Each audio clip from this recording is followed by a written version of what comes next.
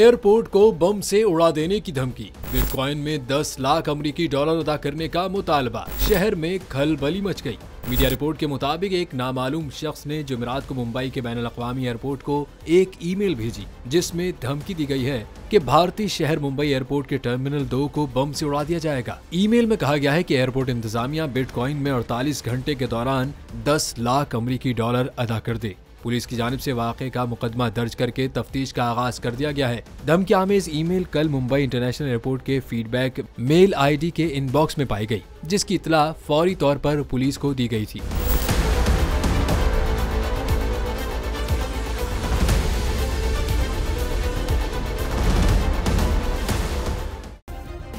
Subscribe करें और bell दबाएं ताकि कोई खबर रह न जाए।